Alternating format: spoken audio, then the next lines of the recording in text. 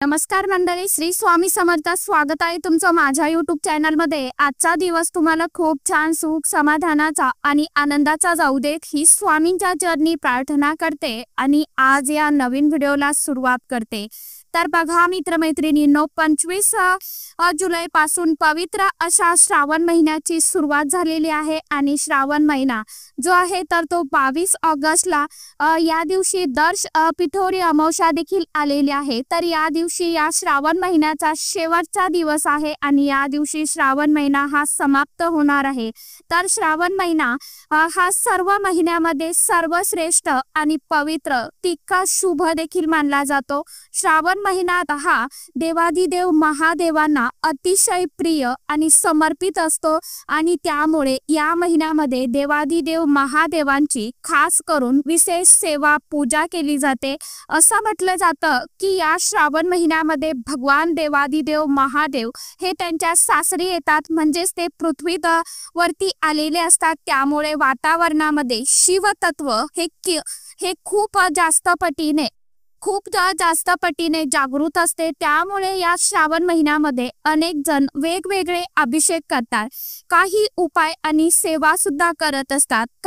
कारण धार्मिक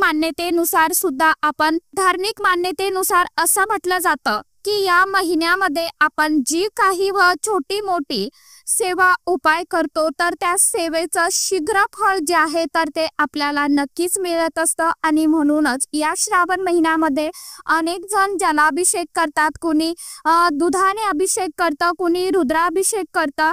हे सर्व अभिषेक जे आहेत तर ते सर्वश्रेष्ठ मानले जातात. हे अभिषेक जर आपण संकल्पयुक्त केले तर आपला संकल्प 100% पूर्ण होतो असं देखील मानलं जातं.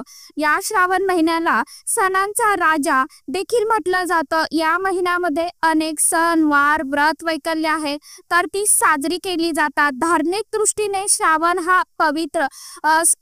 महिना हा अतिशय पवित्र आणि शुभ असल्यामुळे या श्रावण महिन्यामध्ये काही प्रभावशाली उपाय आणि सेवा सुद्धा केल्या जातात.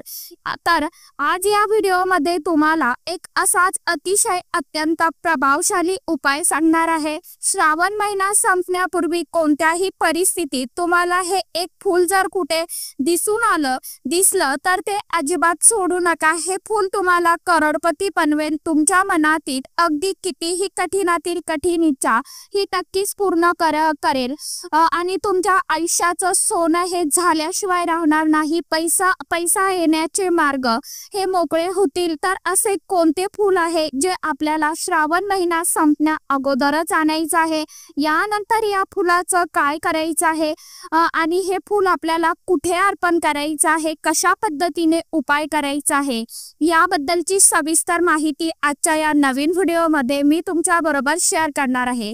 त्यामुळे तुम्ही हा व्हिडिओ स्किप न करता शेवटपर्यंत नक्की बघा. चॅनलवरती तुम्ही जर हा व्हिडिओ पहिल्यांदा बघत असाल तर चॅनलला आवर्जून सबस्क्राईब करा आणि असेच नवनवीन माहितीपूर्ण व्हिडिओ बघण्यासाठी समोरील बेल आयकॉनलाही प्रेस करा. त्यामुळे काय होईल, जेव्हा कधी मी नवीन व्हिडिओ अपलोड करेल तर सर्वात अगोदर त्याचं नोटिफिकेशन तुम्हाला मिळेल आणि तुम्ही एकही व्हिडिओ मिस करणार नाही.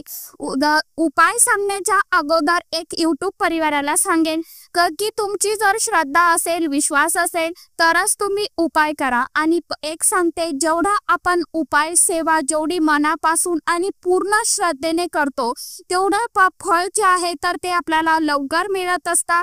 कारण एक कमेंट आलेली आहे की हा उपाय खोटा की खरा, त्यावरतीही मी व्हिडिओ लवकरच फेसकॅमच्या व्हिडिओमध्ये अगदी सविस्तर माहिती तुम्हाला दुसरा व्हिडिओ लगेच संध्याकाळपर्यंत किंवा उद्या सकाळी मी आपल्या या चॅनलवरती शेअर करेन. ज्यांची श्रद्धा आहे उपायांवरती सेवेंवरती त्यांनीच उपाय करा. ज्यांची श्रद्धा नसेल त्यांनी नाही उपाय केला तरी देखील चालेल. असो एक व्हिडिओ मी सविस्तर बनवून तुमच्या बरोबर शेअर करेन की माझ्याबद्दल आणि मी त्या उपाय कशा पद्धतीने केले त्याविषयीचा व्हिडिओ मी उद्या आपल्या चॅनलवरती लवकरात लवकर शेअर करेन. ती कमेंट काही वाईट नाही, परंतु सांगेन तुम्हाला मी की कशा पद्धतीने करायचं. काय होतं बघा, आपण ज्यावेळी उपाय करतो आणि आपल्या मनामध्ये जेव्हा आपण म्हणतो की हा उपाय केला तर असं होईल का, काय होणार आहे या उपायाने, तर खरोखर सांगते तो उपाय सक्सेस होत नाही. आपण जेवढा एक सकारात्मक भावनेने उपाय करतो त्या उपायांचं सेवेचं फळ जे आहे तर ते निश्चित आपल्याला वेळ लागतो, भलाही एखाद्या वेळेस उशीर होतो, परंतु त्या सेवेचं उपायाचं फळ जे आहे तर ते निश्चित आपल्याला मिळत असतं. म्हणून कोणताही उपाय करताना मनामध्ये श्रद्धा आणि विश्वास असणं गरजेचं आहे. म्हणून एक सांगेन की ज्यावेळी तुम्हाला वाटतं की या उपायाने काही होणार नाही तर तो उपाय तुम्ही करूच नका, सोडून द्या. आणि एकदा उपाय केला आणि लगेचच त्या उपायाने तुम्हाला फरक पडला. अगदी काहींनाच ज्यांचे कर्म नशीब साथ देतं त्यांना काहींना लवकर फळ मिळतं, काहींना थोडा वेळ लागतो. तर चला असो, त्यावरतीही एक डिटेल्स व्हिडिओ मी उद्या आपल्या चॅनलवरती लवकरात लवकर शेअर करेन. चला मग उपाय कशा पद्धतीने करायचा हे सांगते. आपल्याला श्रावण महिना संपण्या अगोदरच आणायचं आहे हे फूल. यानंतर या फुलाचं आपल्याला काय करायचं आहे तर तेही तुम्हाला सांगते. हा उपाय तुम्हाला श्रावण महिना संपण्या अगोदर करायचा आहे. या श्रावण महिन्यामध्ये एकूण 4 सोमवार येतात. आता 2 सोमवार जे आहेत तर ते झालेलं आहे, परंतु अजून आपल्याकडे 2 सोमवार जे आहेत तर ते बाकी आहे. हा व्हिडिओ टाकायला थोडा लेट झालं, तेही कारण मी तुम्हाला दुसऱ्या व्हिडिओमध्ये सांगेल, कारण की व्हिडिओ खूप मोठे होतात आणि तुम्ही बघत नाही. तर तुम्ही हा जो उपाय आहे तर तो करण्याचा प्रयत्न जास्तीत जास्त करण्याचा प्रयत्न करा.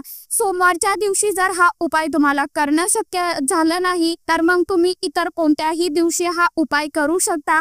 शक्यतो सोमवारी करण्याचा जास्तीत जास्त प्रयत्न करा. आणि ज्यांना नाही शक्य झालं त्यांनी श्रावण महिन्यामध्ये इतर कोणत्याही दिवशी उपाय केला तरी देखील चालेल. श्रावण महिना हा देवादिदेव महादेवांना समर्पित आहे, त्यामुळे तुम्ही हा उपाय इतर दिवशी केला तरीही चालेल. सोमवार हा भगवान देवादिदेव महादेवांना समर्पित असणारा दिवस असतो आणि म्हणून या दिवशी आपण हा उपाय जर केला तर या उपायांचा आपल्याला पटकन फळ जे आहे तर ते प्राप्त होईल. आता हा उपाय आपल्याला का करायचा आहे, असं कोणतं फूल आहे की जे आपण जर आपल्या घरामध्ये आणलं तर आपली कितीही कठीणातील कठीण इच्छा ही पूर्ण होईल. तर बघा, प्रत्येकाच्या मनामध्ये काही ना काही इच्छा ज्या आहेत तर त्या असतातच, अगदी तुमच्यापासून ते माझ्यापर्यंत. आणि प्रत्येक इच्छा पूर्ण व्हावी यासाठी आपण कष्ट मेहनत करतो, परंतु आपल्याला काही वेळा आपण कितीही कष्ट मेहनत करा, काही वेळा त्या कष्टाचं फळ जे आहे तर ते आपल्याला मिळत नाही. काही वेळा आपलं नशीब जे असतं तर ते आपल्याला साथ देत नाही. म्हणून आपण जी काय कष्ट मेहनत घेतो त्या कष्टाला मेहनतीला फळ मिळावं, आपलं नशीब जे आहे तर ते चमकावं, म्हणून आपण हे छोटे मोठे उपाय जे आहे तर ते करत असतो.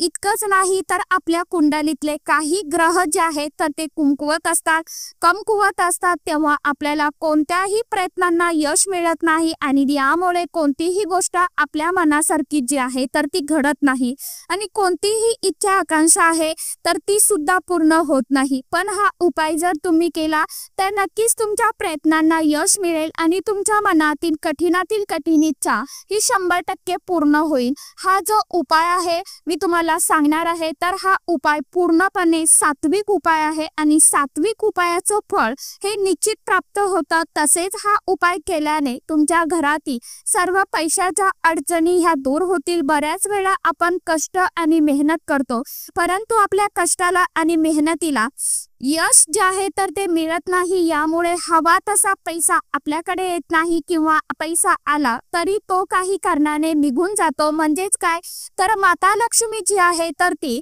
आपल्याकडे स्थिर राहत नाही आणि म्हणूनच माता लक्ष्मी आपल्या घरामध्ये आपल्या जवळ स्थिर राहावी यासाठी आपल्या घरातील गरिबी दरिद्रता ही संपूर्णपणे नष्ट होण्यासाठी, पैसा येण्याचे जे काही मार्ग आहेत तर ते मोकळे होण्यासाठी हा जो उपाय आहे तर तो अतिशय अत्यंत प्रभावी मानला जातो.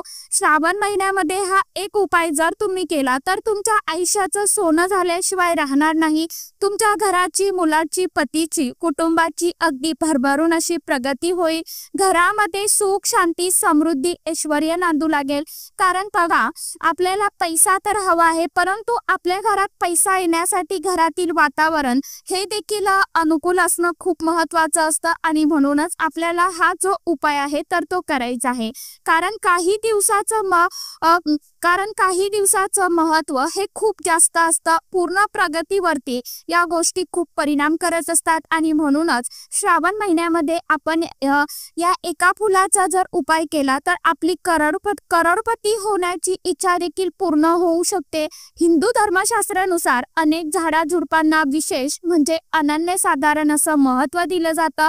या झाडांमध्ये या फुलांमध्ये साक्षात देवी देवता निवास करत असतात आणि तसेच एक दैवी शक्ती असलेलं झाड त्याचं फूल आहे ते म्हणजे गोकर्णीचं फूल, ज्याला आपण अपराजिता या नावाने सुद्धा ओळखत असतो। आपण श्रावण महिन्यामध्ये या फुलाचा उपाय आपल्या घरामध्ये करतो, त्यावेळी आपल्या घरात एक सकारात्मक ऊर्जा निर्माण होते, माता लक्ष्मी ही प्रसन्न होते आणि आपल्या कुटुंबात सुख समृद्धी आणि शांती नांदू लागते। कारण वास्तुशास्त्रात गोकर्णाचं फूल हे सुख समृद्धी आणि नशिबाचं प्रतीक मानलं जातं। या फुलाचा उपाय जर आपण केला तर आपल्या नशिबाचे बंद दरवाजे हे खुले होतात। गोकर्ण फुलाचा उपयोग उपाधिदेव महादेव आणि भगवान विष्णुदेव, त्याचबरोबर शनिदेव, देवी लक्ष्मी आणि देवी दुर्गा माता यांच्या पूजेमध्ये सुद्धा या फुलांचा उपयोग केला जातो। देवादिदेव महादेवांना ज्या प्रकारे धोत्र्याचं फूल बेलपान प्रिय आहे, त्याच प्रकारे गोकर्णाचं फूल हे देखील खूप अतिशय अत्यंत प्रिय आहे। गोकर्णीमुळे माता लक्ष्मी प्रसन्न होते आणि आपल्या कुटुंबात सुख शांती समृद्धी वैभव ऐश्वर्य नांदत असते। धर्मग्रंथानुसार या गोकर्ण फुलाला अपराजिता, विष्णुकांता, विष्णुप्रिया अशा नावाने सुद्धा ओळखलं जातं आणि हे जे फूल आहे तर हे धनाची देवी माता लक्ष्मीच्या संबंधित आहे। त्यामुळे हा उपाय जर आपण आपल्या घरात केला तर आपल्या घरातील वातावरण आहे तर ते सुख शांतीचं राहतं। भगवान विष्णुदेव आणि भगवान देवादिदेव महादेव, माता लक्ष्मी हे आपल्यावरती प्रसन्न राहतात, ज्यामुळे आपलं जीवन आनंदी राहतं। जो व्यक्ती श्रावण महिन्यामध्ये या फुलाचा उपाय करतो त्या व्यक्तीच्या कुंडलीत असणारा राहू केतू शनीचा वाईट प्रभाव जो आहे तर तो सुद्धा एक दिवसामध्ये संपत असतो आणि म्हणून आपल्याला या गोकर्णीच्या फुलाचा उपाय करायचा आहे। तुम्हाला सांगितल्याप्रमाणे तुम्ही श्रावणातील सोमवारी किंवा इतर दिवशी हा उपाय करू शकता। उपाय करण्यासाठी आपल्याला एक गोकर्णीचं फूल लागणार आहे। हे फूल तुमच्या घरी असेल, शेजारच्यांच्या घरी असेल किंवा इतर तुम्हाला कुठे आजूबाजूला दिसलं तर तिथून तुम्हाला तोडून आणायचं आहे। तुम्ही जर दुसऱ्यांच्या घरून तोडून आणणार असाल तर हे फूल तुम्हाला त्यांना विचारून तोडून आणायचं आहे। आपण म्हणतो ना की चोरून किंवा चुपचाप मुकाट्याने, तर तसं तुम्हाला आणायचं नाही। फक्त त्यांना असं सांगायचं आहे की मी हे फूल पूजेसाठी घेऊ का की उपायासाठी घ्यायचं, असं तुम्हाला बोलायचं नाही। कारण आपण उपाय जे आहे तर ते उपाय नेहमी गुप्त करायचे असतात, तर तुम्हाला ते फूल तोडून आणायचं आहे आणि हे फूल जे आहे आता इतर तुम्हाला कुठे दिसेल हे फूल तिथून तुम्हाला तोडून आणायचं। फूल तुम्ही पांढऱ्या रंगाचं आणि निळ्या रंगाचं अशी दोन फुलं तुम्हाला लागणार आहे। ती कशासाठी लागणार आहे ते सुद्धा तुम्हाला मी समोर सांगणारच आहे। यानंतर काय करायचं आहे, ज्या दिवशी आपण हा उपाय करणार आहे त्या दिवशी तुम्हाला सकाळी लवकर उठायचं आहे, स्वच्छ स्नान करायचं आहे, आंघोळीच्या पाण्यामध्ये थोडंसं कच्चं दूध घालून तुम्हाला स्नान करायचं आहे। यामुळे आपलं शरीर मन जे आहे तर ते पवित्र होत असतं। आपल्यामध्ये एक सकारात्मक ऊर्जा जी आहे तर ती यायला सुरुवात होते आणि आपल्यामध्ये नकारात्मक ऊर्जा ही निघून जाते। यामुळे आपण जो काही उपाय करतो त्या उपायांचं फळ आपल्याला शीघ्र फळ जे आहे तर ते मिळत असतं। म्हणून ज्या दिवशी तुम्ही हा उपाय करणार आहे त्यावेळी तुम्हाला आंघोळीच्या पाण्यामध्ये थोडंसं कच्चं दूध गाईचं जर तुम्हाला मिळालं तर आवर्जून टाका, नाही गाईचं शक्य झालं तर मग तुम्ही दुसरं टाकलं तरी देखील चालेल। आता यानंतर एक तुम्हाला तांब्याचा लोटा पाणी भरून घ्यायचं आहे, त्यामध्ये शुद्ध पाणी भरायचं आहे आणि थोडंसं गंगाजल गुलाबजल टाकायचं आहे। आता तुमच्याकडे नसेल तर मग तुम्हाला थोडंसं भस्म जे आहे तर ते टाकायचं आहे, कारण भस्म हे महादेवांना अतिशय अत्यंत खूप प्रिय आहे। यानंतर तुम्हाला ही गोकर्णीची 2 फुलं घ्यायची आहे, बेलपत्र घ्यायचं आहे, पांढरी फुलं घ्यायची आहे आणि यानंतर किंवा धूप घेऊन जसं की आपण देवादिदेव महादेवांच्या पूजे पूजेसाठी जे काही साहित्य लागतं ते आपल्याला घेऊन या सर्व वस्तू घेऊन तुम्हाला देवादिदेव महादेवांच्या मंदिरामध्ये जायचं आहे।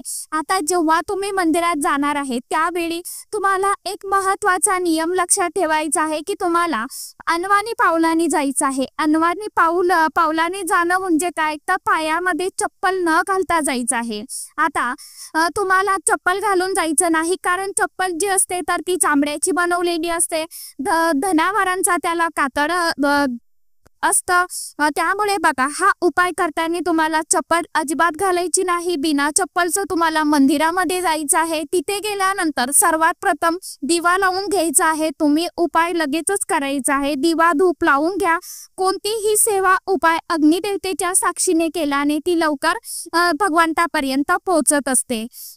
यानंतर उपाय सेवा करतो तर ती देवापर्यंत पोहोचते। दिव्याला ज्ञानाचं प्रकाशाचं प्रतीक मानलं जातं, म्हणून दिवा आवर्जून लावायचा आहे। यानंतर शिवलिंगाजवळ तुम्हाला उत्तरेकडे तोंड करून बसायचं आहे। सर्वप्रथम तुम्हाला शिवलिंगावरती आपण जे पाणी जल नेलेलं आहे सोबत लोटा भरून ते अर्पण करायचं आहे। अर्पण करत असताना ओम नमः शिवाय ओम नमः शिवाय या मंत्राचा जप करायचा आहे। यानंतर तुम्हाला शिवलिंगावरती ही बेलाची पानं पांढरी फुलं अर्पण करायची आहे। यानंतर पांढऱ्या रंगाची आणि निळ्या रंगाची ही 2 गोकर्णीची फुलं तुम्हाला तुमच्या उजव्या हातामध्ये घ्यायची आणि उजव्या हातामध्ये घेतल्यानंतर तुम्हाला 11 वेळा महामृत्युंजय मंत्राचा जप करायचा आहे। जप केला झाल्यानंतर ही दोन्ही फुलं तुम्हाला शिवलिंगावरती अर्पण करायची आहे। यानंतर दोन्ही हात जोडून तुम्हाला तुमच्या ज्या काही समस्या अडचणी आहेत तर त्या दूर होण्यासाठी, इच्छा तुमची जी काही असेल तर ती पूर्ण होण्यासाठी देवादिदेव महादेवांकडे प्रार्थना करायची आहे।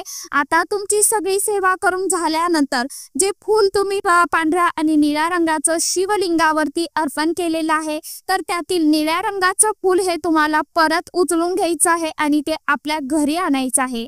पांढऱ्या रंगाचं फूल हे तसंच शिवलिंगावरती ठेवायचं आहे।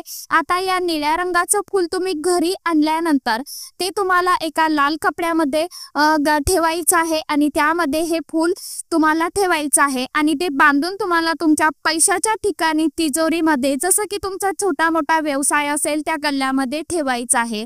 बघा, या फुलाला लक्ष्मीकारक मानलं जातं। हे फूल जेव्हा असं अभिमंत्रित करून आपण आपल्या घरामध्ये आणतो त्यावेळी आपल्या घराकडे माता लक्ष्मी जी आहे तर ती स्वतःहून आकर्षित होते आणि ती आपल्या घरातून कधीच काढता पाय घेत नाही। आपल्या घरातील व्यक्तींना प्रत्येक कामामध्ये यश मिळायला सुरुवात होते। आता हे फूल किती दिवस ठेवावं, तर आपल्या तिजोरीमध्ये एका साईडला ठेवून द्यायचं आहे। पुढचा श्रावण महिना येईपर्यंत हे फूल तसंच राहून द्या। श्रावण महिना आल्यानंतर परत ते फूल काढून तुम्हाला विसर्जित करायचं आहे आणि हा जो उपाय आहे तर श्रावण महिन्यामध्ये पुन्हा तुम्हाला करायचा आहे। नक्की करून बघा, अतिशय अत्यंत प्रभावी उपाय आहे। ज्यांनी पण हा उपाय केला आहे त्यांना या उपायांचं शीघ्र फळ जे आहे तर ते मिळालेलं आहे। तसेच तुमचा उद्योग व्यवसाय आहे चांगला चालत नाही, हवं तसं उत्पन्न त्या व्यवसायामधून तुम्हाला मिळत नसेल तर तुम्ही निळं फूल जे आहे तर ते सुद्धा तुमच्या व्यवसायाच्या तिजोरीमध्ये ठेवू शकता। यामुळे तुमचा एखादा व्यवसाय जो आहे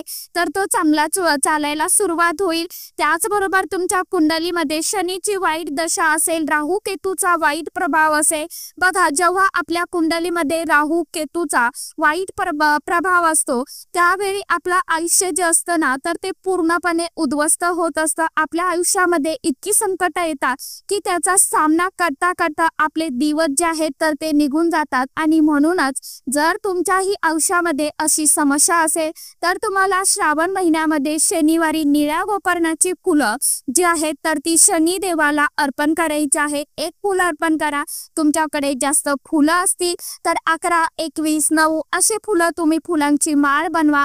शनी देवांना, तुमच्या घरच्यांना शनी देवाला बायांनी जास्त करून स्पर्श करायचा नसतो तर तुम्ही अर्पण म्हणजे दुरून अर्पण करू शकता आणि एक शनिदेवाच्या नजरेमध्ये नजर घालून कधीही बघायचं नसतं तर ही फुलं तुम्हाला अर्पण करायची आहे। शनीचं मंदिर नसेल तर मारुती रायांना तुम्ही ही फुलं अर्पण करू शकता।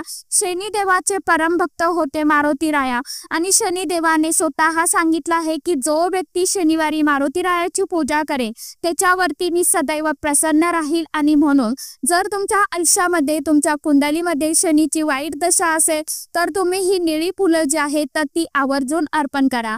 निळ्या रंगाची फुलं अर्पण करायची आहे, पांढऱ्या रंगाची अर्पण करायची नाही। त्याचबरोबर बघा, जर तुमच्या घरामध्ये एखादं मूल आहे सतत चिडचिडपणा करत असेल तर सांगितल्याप्रमाणे हा जो उपाय आहे तर तो तुम्हाला श्रावण महिन्यामध्ये कधीही ज्यांना शक्य आहे त्यांनी सोमवारी करण्याचा प्रयत्न करा। ज्यांना नाही शक्य झालं, काही अडचण असेल, मासिक धर्म असेल, सुतक असेल तर या काळामध्ये उपाय तुम्हाला करायचा नाही। बाकी इतर कोणत्याही दिवशी तुम्ही उपाय करू शकता। तर सांगितल्याप्रमाणे आवर्जून उपाय करून बघा। तर चला, आजच्या व्हिडिओमध्ये इतकीच माहिती होती। कशी वाटली नक्की सांगा। व्हिडिओ आवडला तर चॅनलला आवर्जून लाईक, शेअर, सबस्क्राईब जरूर करा। परत भेटूया अशाच एखाद्या छानशा व्हिडिओ सोबत, छानशा माहिती सोबत। तोपर्यंत सर्व माझ्या यूट्यूब परिवाराला ओम साईराम।